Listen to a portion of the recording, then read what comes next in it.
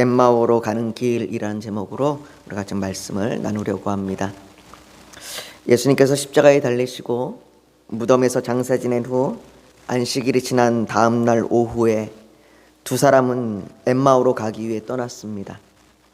예루살렘에서 25리, 성경 원문에는 60스타디아라고 나오는데요. 한 25리, 약 10km에서 한 15km 정도 내외 이렇게 되는 거리입니다. 여기서 우리 교회로 따지면 여기서 한 평촌 정도 아니면 서수원 정도 되는 그런 정도 거리에 있는 마을입니다. 거긴 그쪽에 그 정도의 거리에 있는 엠마오라는 마을로 이 두 사람이 향했습니다. 아마도 이 엠마오라고 하는 마을은 이 두 사람에게 익숙한 곳이었을 겁니다. 어떤 신학자들은 그곳이 그들의 고향이다라고 이야기하는 분들도 계십니다. 그들에게 익숙한 곳, 그곳에 가면 그래도 좀 마음이 편안할 수 있는 곳, 그곳으로 그들은 갑니다. 왜냐하면 지금 그들에게는 마음을 추스릴 수 있는 곳이 필요하기 때문입니다. 아마 여러분들도 마음이 힘들고 어려우면 찾아가는 곳이 있을 겁니다. 어떤 분들은 그곳이 고향이 될 수도 있고 아니면 좋은 추억이 있는 장소가 있는 분들도 계실 겁니다. 이 두 사람이 지금 그런 상태입니다. 마음의 상심과 절망, 슬픔, 막막함으로 그들은 예루살렘을 떠나 엠마오로 가고 있는 겁니다. 예수님이라면 정말로 이스라엘을 속량하실 것이라고 생각했는데 이제는 더 이상 그런 생각을 할 수 없게 되었습니다. 예수님께서는 십자가에 달려 죽으셨습니다. 정말로 죽으셨습니다. 아침에 여자들로부터 예수님의 무덤이 비어있다는 이상한 소리를 들었지만 그건 아마도 로마의 군인들이나 유대 지도자들이 자신들을 잡기 위한 빌미를 삼기 위해 예수님의 시체를 옮겨놓고 꾸민 일일 것이다 라고 그들은 생각하며 엠마오로 향하여 갔습니다. 누가는 이 둘이 예수님의 제자라고 말합니다. 그 두 사람 중에 한 사람의 이름은 글로바입니다. 성경은 글로바에 대하여 자세히 설명을 하지 않습니다. 우리에게는 매우 낯선 이름이지만 우리에게는 알려진 것이 이름 하나밖에 없지만 아마도 초대교회 성도들에게는 이 글로바라고 하는 이름만 되어도 누군지 알 수 있는 사람이었을 것 같습니다. 그러니까 누가가 글로바라고 하는 이름만 기록했던 것 같아요. 예수님의 제자였던 이 두 사람은 예수님의 죽으심으로 인하여 자신들이 예수님을 따랐던 모든 그 의미를 잃어버렸습니다. 정말 말 그대로 삶의 의미를 잃어버린 겁니다. 성도들도 신앙생활을 하다가 이렇게 믿어서 뭐하나 이런 회의감이 밀려올 때가 있습니다. 신앙생활의 의미를 잃어버리게 된 거죠. 그로 인해서 교회를 떠난 분들도 계십니다. 이런 회의감은 우리가 고난을 당할 때 또는 목회자와 성도들에 대한 실망, 기복적인 신앙의 모습, 가정에서의 관계, 다양한 이유로 인해서 나타나게 됩니다. 그동안 한국교회의 교회답지 못한 모습들이 나타난 것도 사실입니다. 그래서 수많은 젊은이들이 교회를 떠났습니다. 우리가 흔히 가나안 성도라고 부르는 그러한 교회를 떠나 홀로 있는 성도들이 매우 많습니다. 그들이 그렇게 교회를 떠난 것이 바로 내가 이렇게 믿어서 뭐하나, 이런 교회 안에 머물러서 뭐하나 라고 하는 마음으로 그들은 떠났습니다. 그리고 이런 이유가 아니더라도 자신들의 반복적인 습관의 그런 죄의 모습, 삶과 믿음의 간격에서 오는 그 괴리감, 이런 것으로 인하여 내 자신을 볼 때에 내가 이렇게 신앙생활에서 뭐하나, 내가 이렇게 믿어서 뭐하나 라고 하는 그런 회의감이 밀려오고 자신의 신앙이 점차적으로 침체되는 경우가 나타나죠. 정말로 예수님을 뜨겁게 부르짖고 예수님을 찾았던 그 첫사랑을 잃어버리고 이제는 그냥 의무감만 남아서 매주 예배에 오는 것이 그저 의무감으로 예배를 드리는 경우도 많습니다. 그렇게 이 두 사람은 자신들의 신앙의 의미를 잃어버리고 슬픈 빛으로 엠마오로 가는 것이었습니다. 그런데 오늘 본문 33절을 보십시오. 오늘 본문 33절에 이렇게 이야기합니다. 곧 그때로 일어나 예루살렘에 돌아가 보니 11 제자 및 그들과 함께한 자들이 모여 있어. 오늘 본문 33절은 그들이 다시 예루살렘으로 돌아갔습니다. 좌절과 절망, 낙심과 후회, 회의감으로 슬픔을 가득 안고 예루살렘을 떠나 엠마오로 가던 그 두 사람이 다시 예루살렘으로 돌아와 11 제자들과 함께 모여 부활하신 예수님을 이야기하는 것입니다. 무엇이 이들을 다시 예루살렘으로 믿음의 자리로 돌아오게 한 것일까요? 우리는 오늘 말씀을 통해 그 이유를 살펴보고, 혹 우리가 지금 신앙생활의 그 회의감으로 또 신앙의 침체로 우리가 엠마오로 가고 있다면 다시 예루살렘의 그 믿음의 자리로 나아가는 은혜가 주어지기를 소망합니다. 이 두 사람은 엠마오로 가는 도중에 한 사람을 만나 동행하게 됩니다. 오늘 본문 15절과 16절을 한번 같이 읽어보겠습니다. 우리 15절, 16절을 같이 한 목소리 읽겠습니다. 시작.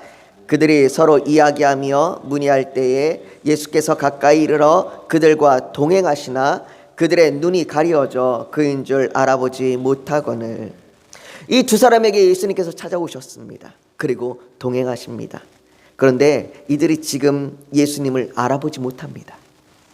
왜입니까? 오늘 본문에서 이렇게 이야기합니다. 눈이 가리워져서. 그들의 눈이 가리워졌습니다. 여러분, 우리가 슬픔을 당하고 어려움을 당하고 신앙의 침체가 오면 우리의 눈이 가리워지게 됩니다. 주변의 모든 것들이 나에게 뭐라고 하는 것 같고 모든 일이 다 어긋나는 것 같습니다. 기뻐하는 일들은 다 사라지고 온통 슬픈 일들만 계속해서 내게 찾아오는 것 같아요.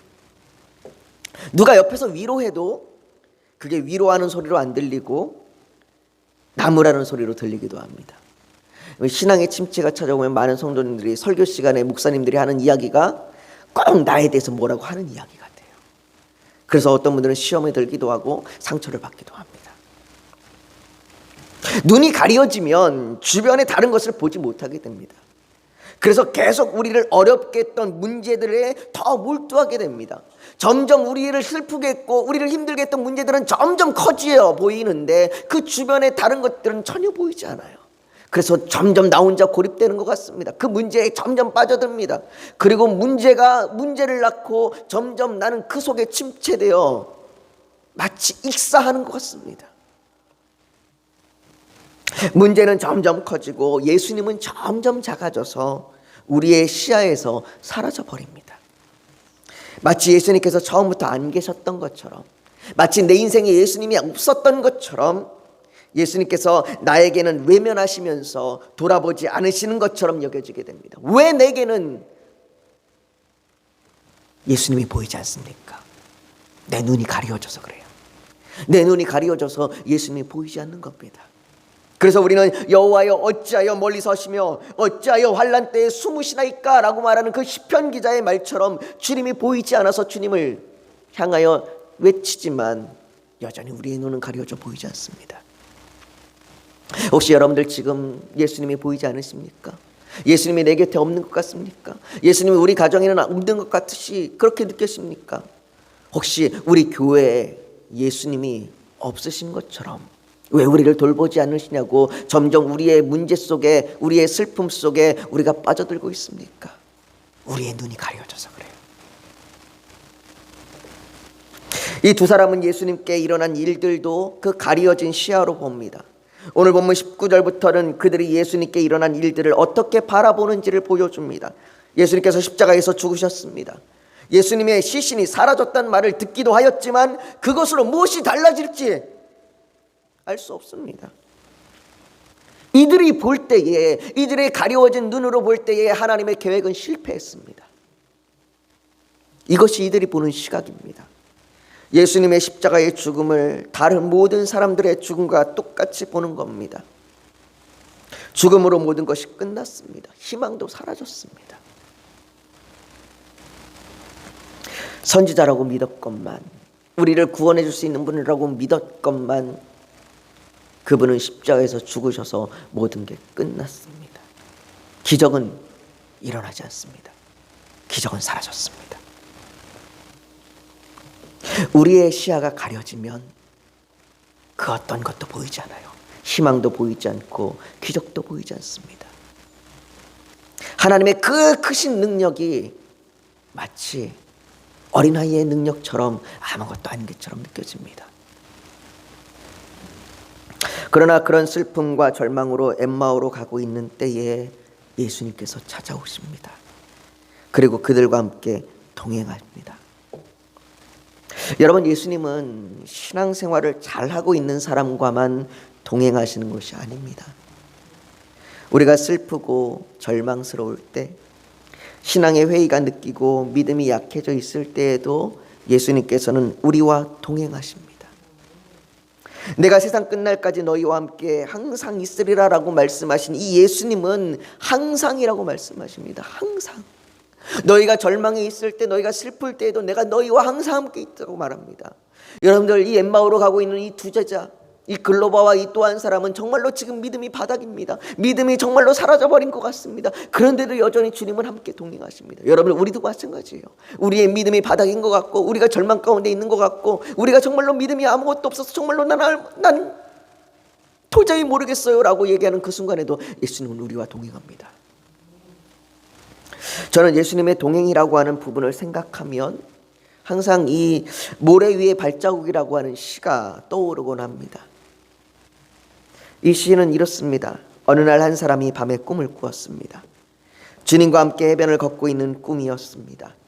그런데 하늘 저쪽으로 자신의 지나온 날들이 비춰졌습니다. 하나는 그의 것이었고 다른 하나는 주님의 것이었습니다. 인생의 마지막 장면이 비춰졌을 때 그는 모래 위의 발자국을 모두 돌아보았습니다. 그런데 그는 발자국이 한 쌍밖에 없을 때가 많다는 것을 알게 되었습니다. 그리고 그때는 바로 그의 삶에 있어서 가장 힘들고 어려운 시기들이었습니다. 그는 주님께 물었습니다. 주님께서는 언제나 저와 함께 해주시겠다고 약속하셨습니다. 그런데 제가 보니 어려운 시기에는 한 사람의 발자국밖에 없습니다. 제가 주님을 가장 필요로 했던 시간에 주님께서 왜 저와 함께 하지 않으셨는지 저는 모르겠습니다. 주님께서는 이렇게 대답하셨습니다. 사랑하는 나의 아들아, 나는 너를 사랑하기 때문에 버리지 않는단다. 내 시련의 시기에 한 사람의 발자국만 보이는 것은 바로 내가 너를 업고 갔기 때문이다. 사랑하는 성도 여러분, 하나님께서는 우리에게 필요한 정확한 타이밍을 아십니다. 예수님께서 우리와 동행하고 계시지만 우리의 고난과 슬픔, 죄와 연약함, 회의감 등으로 눈이 가리워져서 알아보지 못하는 우리에게 우리의 눈을 열어 보게 하시는 가장 정확한 타이밍을 아십니다. 그리고 그 타이밍에 우리에게 예수님께서 어떤 분이신지 말씀으로 깨닫게 하십니다. 여러분, 어쩌면 오늘이 그 타이밍일지 모르겠어요. 어쩌면 그 타이밍이 오늘일지 모르겠습니다. 오늘 내게 그 타이밍으로 내 슬픔으로 내 절망으로 가려졌던 눈이 열리고 말씀으로 깨달아지는 놀라운 은혜가 오늘 임할지 모르겠습니다. 그래서 우리가 오늘 본문에서 두 번째로 보아야 할 부분이 25절과 26절, 27절 말씀입니다. 25절에서부터 27절 말씀이 이렇게 이야기합니다. 제가 읽어보겠습니다. 이르시되 미련하고 선지자들이 말한 모든 것을 마음에 더디 믿는 자들이요. 이들은 지금 믿지 못합니다. 더디 믿는 자들입니다. 그리스도가 이런 고난을 받고 자기의 영광에 들어가야 할 것이 아니냐 하시고 이에 모세와 모든 선지자의 글로 시작하여 모든 성경에 쓴 바 자기에 관한 것을 자세히 설명하시느니라. 이 두 사람은 예수님의 죽음에 대하여 실패라고 여겼습니다. 예수님께서 죽으셨으니 모든 것이 다 끝났다고 생각했습니다. 이 두 사람뿐만이 아닙니다. 예루살렘의 모든 사람이 이 일에 대하여 그렇게 생각했습니다. 우리도 절망에 빠지면 예수님께서 아무것도 내게 행하지 않으신다고 생각합니다. 끝났다고 생각합니다. 그런데 예수님께서 그 두 사람에게 모든 성경에 쓴 바 자기에 관한 것을 자세히 설명해 주셨습니다. 죽음이 끝이 아님을 말해 주셨습니다. 오히려 죽음으로 말미암아 영광에 이른다고 말씀하십니다. 모든 선지자들이, 모든 성경이 예수 그리스도가 구원자라는 것을 밝히 들어 이들에게 설명해 주셨습니다. 그때 이들에게 어떤 일이 일어났습니까? 우리 32절 말씀으로 한번 같이 읽어보겠습니다. 32절을 같이 읽습니다. 시작. 그들이 서로 말하되 길에서 우리에게 말씀하시고 우리에게 성경을 풀어주실 때에 우리 속에서 마음이 뜨겁지 아니하더냐 하고. 여러분들, 우리가 오늘 말씀을 나눌 때에 이런 은혜가 있기를 축복합니다. 성경의 말씀은 단순히 뭔가 내용을 더 아는 것이 아닙니다. 성경은 우리의 마음을 뜨겁게 합니다. 외부에서부터 뜨겁게 하는 뭔가가 오는 것이 아니라 우리 마음 속에서부터 이 뜨겁게 하는 뭔가의 열정이 솟아오르는 겁니다. 내 마음이 뜨거워지는 겁니다. 히브리서 4장 12절은 말하지요. 하나님의 말씀은 살아있고 활력이 있어 좌우의 날쌘 어떤 검보다도 예리하여 혼과 영과 및 관절과 골수를 쪼개기까지 하며 또 마음의 생각과 뜻을 판단하는. 말씀이 우리에게 임하면 우리의 마음의 변화가 나타나는 겁니다. 우리의 마음 속에 우리의 잘못된 생각들, 우리의 거짓된 모습들, 우리의 약한 믿음들, 우리의 슬픔들, 우리의 절망들, 우리의 회의감들이 그 말씀 앞에 드러나고 주의 말씀이 우리 마음 속에 뜨거움을 부어 주십니다. 우리는 예배 때에 전해지는 말씀이 나를 향해서 하는 말씀으로 들릴 때가 있지 않습니까? 아, 오늘 이 말씀이 나를 향해서 내게 하는 말씀이구나. 가끔씩 성도님들이 목사님 꼭 오늘 말씀이 저한테 하셨던 말씀 같아요 라고 하는 그런 이야기를 들을 때가 있어요. 또 종종 예배 때 처음 나온 분들이, 정말로 예배에 처음 나와서 말씀을 듣는 그 분들이 처음 나와서 말씀을 듣는데 그 말씀이 뭔지는 잘 모르겠는데 왠지 목사님이 얘기하는데 내 마음이 뜨거워지고 눈에서는 내가 알 수 없이, 내가 주체할 수 없는 그 스스로의 그 눈물이 쏟아져 나온다는 것을 경험하는 그들의 이야기를 듣지 않습니까? 눈물이 나고 마음이 이상해지는 것을 느낀다고 말하는 것을 들을 때가 있습니다. 그래서 거기서부터 믿음이 시작되는 것을 보게 되는 거죠. 로마서 10장 17절은 말합니다. 그러므로 믿음은 들음에서 나며 들음은 그리스도의 말씀으로 말미암느니라. 말씀이 전해질 때에 그 말씀이 마음을 뜨겁게 합니다. 오늘 우리의 마음이 말씀으로 말미암아 뜨거워지길 원합니다. 우리가 말씀을 들을 때 슬픔과 절망에 빠져있던 심령이, 괴로운 심령이 믿음으로 가득 채워지길 원합니다. 그렇다면 말씀으로 말미암아, 그렇게 말씀으로 말미암아 마음에 뜨거워진 이 두 사람이 어떤 변화가 나타났습니까? 마음이 뜨거워지자 어떤 일이 일어났습니까? 여러분들, 말씀이 쏟아져서 우리의 마음이 뜨거워지면 우리 안에 어떤 일이 일어납니까? 오늘 말씀에 그들에게 두 가지의 변화를 말해주고 있습니다. 첫 번째 변화는 31절에 나오는데요. 31절을 한번 보십시오. 31절에 이렇게 얘기합니다. 그들이 눈이 밝아져 그인 줄 알아보더니 예수는 그들에게 보이지 아니하시는지라. 여러분들, 말씀이 전해져서 그들의 마음이 뜨거워지자 그들의 눈이 밝아졌습니다. 눈이 가리워져 예수님을 알아보지 못하는 그들이 예수님을 알아보게 된 겁니다. 문제가 크게 보이고 예수님은 전혀 보이지 않던 그들이 이제는 문제는 사라지고 예수님만 보이는 겁니다. 십자가에 달려 죽으심으로 모든 것이 끝났다고 여겼던 그 예수님께서 지금 자신들 앞에 있는 겁니다.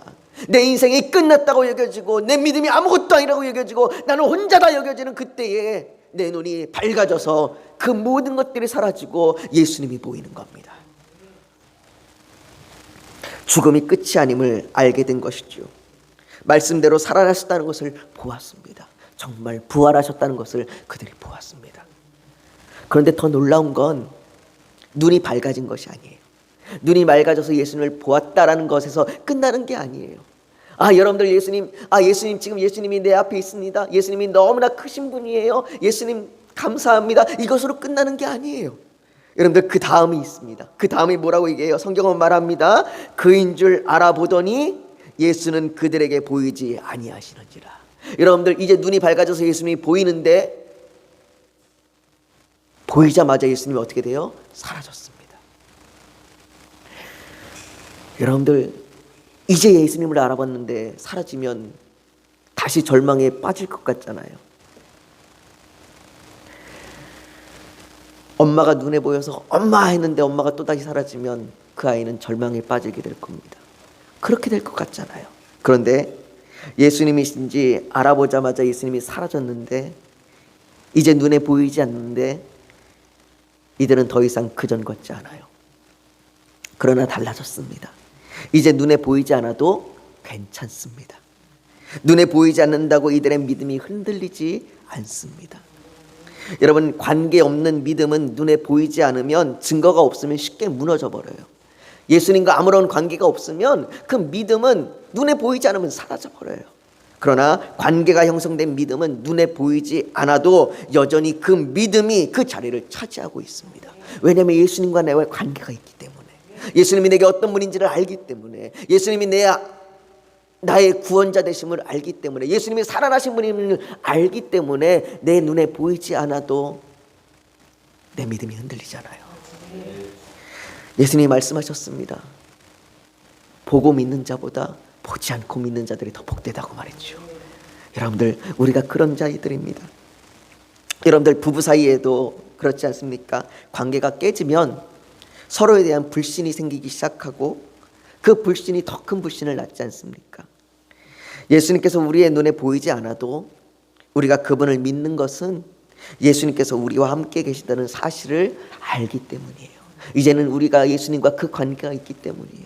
내가 슬픔 중에 있어도 예수님이 나와 함께 있음을, 내가 절망 중에 있어도 예수님이 나와 함께 있음을, 그분이 죽으신 분이 아니라 살아나신 분이라는 것을, 그 관계가 있기 때문에 지금 내 눈에 보이지 않아도 내 믿음이 흔들리지 않는 겁니다. 여러분들, 엠마오의 두 제자들이 예수님이 사라졌지만, 예수님이 보이지 않지만 그들은 믿음이 뜨거워져서, 마음이 뜨거워진 그 상태로 그들이 예루살렘으로 향하는 겁니다. 그래서 두 번째로 그들에게 나타난 변화가 바로 33절입니다. 33절을 보시기 바랍니다. 33절에 이렇게 이야기합니다. 곧 그때로 일어나 예루살렘으로 돌아가 보니 11 제자 및 그들과 함께한 자들이 모여 있어. 그들이 다시 예루살렘으로 돌아갑니다. 그리고 다른 제자들과 함께 예수님께서 살아나셨음을 말하는 것이지요. 그들에게는 이 부활에 대한 확신이 있는 겁니다. 예수님이 생명으로 살아나셨다는 확신이 있는 겁니다. 여러분, 예루살렘은 어떤 곳입니까? 여러분, 예루살렘은 예수님의 죽으심으로 그들이 떠나려고 했던 겁니다. 그곳은 그들이 절망했던 곳이고 그들이 그곳에서 고난을 받을 수 있는 곳이 예루살렘이에요. 여러분들, 예루살렘은 평안의 곳이 아니라 고난과 슬픔을 겪었던 곳이고, 지금 이들이 예루살렘으로 다시 돌아가면 그들은 또다시 핍박을 당할 수 있는 곳입니다. 그러나 그들의 마음이 뜨거워지자 전에는 떠나려 했던 곳이 이제는 머물러야 할 곳이 된 것입니다. 마음의 열정은, 내 마음의 뜨거움은 죽음의 자리가 피해야 할 자리가 아니라 그곳이 생명의 자리가 된다는 것을 알게 합니다. 여러분들, 우리가 고난당하는 그곳, 정말로 내가 미워서 정말로 다시는 보기 싫은 그곳, 그 사람, 그 가족, 그 원수, 그곳이 우리의 마음이 뜨거워지면 그곳이 생명의 자리가 됩니다. 예수님께서는 말씀하셨습니다. 누구든지 제 목숨을 구원하고자 하면 잃을 것이요, 누구든지 나를 위하여 제 목숨을 잃으면 찾으리라. 주와 함께 죽으러 가자라고 얘기했던 그 제자의 말처럼 이들은 죽으러 예루살렘으로 향하여 가는 겁니다. 또한 요한일서 3장 16절에 얘기합니다. 그가 우리를 위하여 목숨을 버리셨으니 우리가 이로써 사랑을 알고 우리도 형제들을 위하여 목숨을 버리는 것이 마땅하리라. 사랑하는 성도 여러분, 예수 그리스도의 부활로 죽음이 무너졌습니다. 모든 사람은 죽음이라는 벽 앞에 절망해야 합니다. 죽음은 슬픔이고 괴로움이었습니다. 그러나 예수 그리스도의 부활로 그 사망은 패배했습니다. 그래서 바울은 이야기합니다. 사망아, 너의 승리가 어디 있느냐? 사망아, 내가 쏘는 것이 어디 있느냐? 모든 사망은 패했습니다. 예수님의 십자가의 죽음으로 끝난 것은 예수님 한 분이 아닌 모든 사망이 끝났습니다. 예수님께서는 사망을 이기시고 생명으로 나오셨습니다. 이 생명이 우리에게 있습니다. 이 생명이 우리에게 있습니다. 때로는 흔들리기도 할 겁니다. 약해지기도 할 겁니다. 우리의 믿음이 침체되기도 할 겁니다. 슬픔이 몰려오고 낙심되어 주저앉고 싶을 때도 있을 겁니다. 그러나 괜찮습니다. 그러나 괜찮습니다. 그것이 우리를 사망으로 이끌어가지 못합니다. 생명이신 예수님께서 지금 그렇게 연약한 나와 동행하십니다. 그리고 우리에게 말씀하십니다. 그 말씀이 슬픔과 절망으로 물들어 있는 우리 마음에 뜨거운 열정이 타오르게 할 겁니다. 그래서 사망이라 생각됐던 그 자리에 생명이 피어나게 할 겁니다. 지금 여러분들 힘드십니까? 어려우십니까? 생명이 없는 것 같고 죽음이 앞에 있는 것 같습니까? 예수님이 보이지 않으십니까? 우리의 눈이 가려져 있습니까? 괜찮습니다. 예수님이 우리에게 찾아오셔서 우리와 동행하시고 우리에게 말씀하실 때에 우리의 눈이 밝아질 것이고 우리의 마음이 뜨거워질 겁니다. 죽음이라 여겼던 그 자리에 우리가 생명을 피우러 나아갈 겁니다. 절망이라 느꼈던 그 자리에 예수님의 생명으로 피어날 겁니다. 아무것도 희망이 없다고 얘기했던 그 자리에 기적이 일어날 겁니다. 그 주님 앞에 오늘 우리가 시간 기도하며 나아가길 원합니다. 하나님, 이 시간 내 눈을 열어주시고 내게 말씀하셔서 내 마음을 뜨겁게 하여 주시옵소서. 내 절망과 내 슬픔 중에 예수님이 나와 동행하심을 내가 믿습니다. 하나님, 이 시간 내 믿음이 뜨거워지게 하여 주시옵소서. 내 믿음이 타오르게 하여 주시옵소서. 주님, 내가 그 마음이 뜨거워졌을 때 내가 그 믿음으로 죽음의 곳으로 나아가겠습니다. 내가 절망의 곳으로 나아가겠습니다. 그곳에 생명을 피우겠습니다. 우리 시간 그렇게 주님 앞에 기도하며 나아가기를 소망합니다. 우리 다 같이 기도하겠습니다. 거룩하신 아버지 하나님, 이 시간 나와 함께 하여 주시고 나를 붙들어 주시옵소서. 아버지 하나님, 정말로 아버지 하나님, 때때로 아버지 하나님 슬픔 중에 있을 때가 있습니다. 절망 중에 있을 때가 있습니다. 약해져 있을 때가 있습니다. 연약해져 있을 때가 있습니다. 아버지 하나님, 정말로 그때에 내 눈이 가려져서 아무것도 보이지 않습니다. 오직 문제만 보이고 있습니다. 예수님이 보이지 않습니다. 하나님, 어찌하여 나를 버리셨나이까?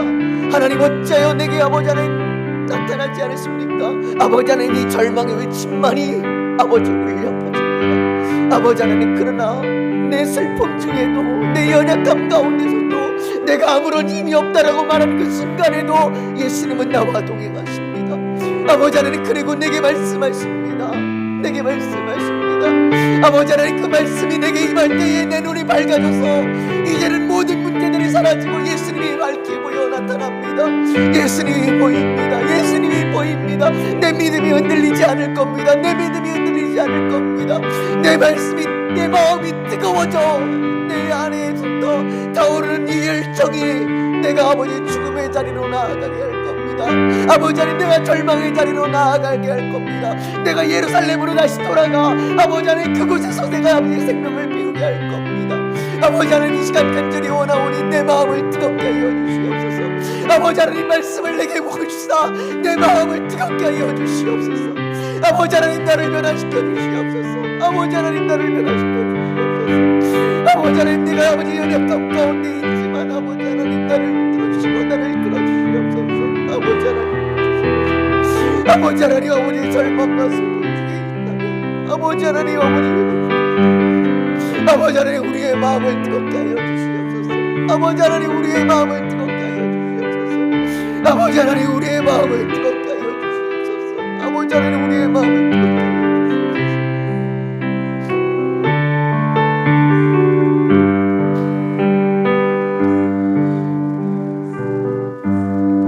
여러분, 잠시 고개 숙여도 묵상하기 원합니다.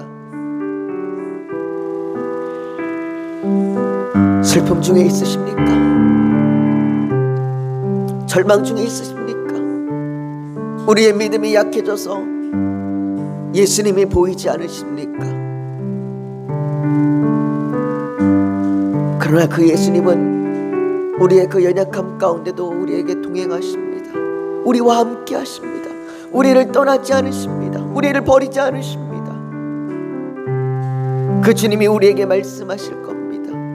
우리에게 말씀을 밝히 보여주실 때에 우리의 마음이 뜨거워질 겁니다. 하나님, 우리의 마음을 뜨겁게 하여 주시옵소서. 하나님, 우리의 마음을 뜨겁게 하여 주시다 나를 변화시켜 주시옵시고 내 눈을 열어 주시옵소서. 아버지 하나님, 내가 절망의 곳, 내가 슬픔의 곳, 내가 좌절된 곳으로 돌아가 그곳에 생명이 피어나게 하여 주시옵소서. 아버지 하나님,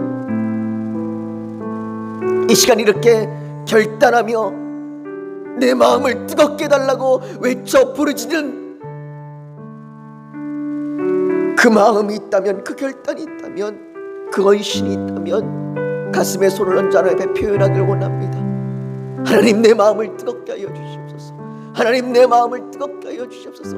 그 간절한 소망이 있다면 가슴에 손을 얹어 하나님 앞에 표현하길 원합니다. 또 오늘 예배 가운데 나오면서 간절한 기도의 제목, 소원이 있어서 하나님의 응답을 간절히 바라는 그 마음이 있다면 가슴에 손을 포개에 얹기를 원합니다.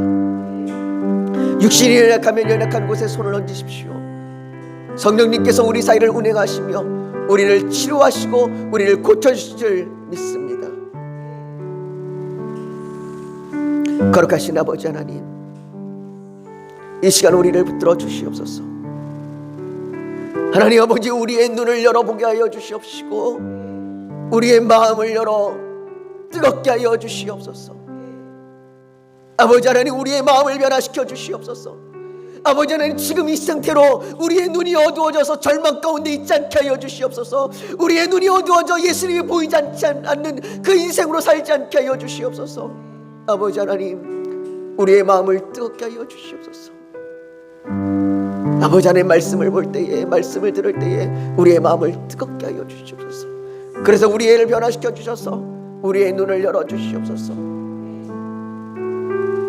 우리의 절망 가운데 나아가 생명이 피어나게 하여 주시옵소서. 사망아, 너의 쏘는 것이 어딨냐, 사망아, 너의 승리가 어딨냐 얘기했던 것처럼 아버지 하나님, 사망이 우리를 침범치 못하게 하여 주시옵소서. 아버지 하나님, 이 시간 그런 고백으로, 그런 결단으로 가슴에 손을 얹었습니다. 아버지 하나님, 우리의 기도 가운데 응답하여 주시옵소서. 우리의 기도 가운데, 우리의 결단 가운데 우리를 붙들어 주시옵소서. 아버지 하나님, 우리의 기도 제목, 소원이 있어서 주님 앞에 가지고 나왔습니다. 아버지 하나님, 우리를 선한 길로 인도하여 주시옵소서. 아버지 하나님, 몸이 아파서, 육신이 아파서 아버지 하나님 주님 앞에 부르짖습니다. 아버지 하나님, 우리를 치료하여 주시옵소서. 우리를 고쳐 주시옵소서. 기적을 보게 하여 주시옵소서. 우리가 알 수 없는 그때에 기적이 일어날 줄 믿습니다. 아버지 하나님, 그 놀라운 아버지 하나님의 그 은혜를 간절히 구하며 나아가오니 우리를 인도하여 주시옵소서. 주께서 우리를 그렇게 붙드시기를 간절히 소망하며 예수님의 이름으로 기도하옵나이다.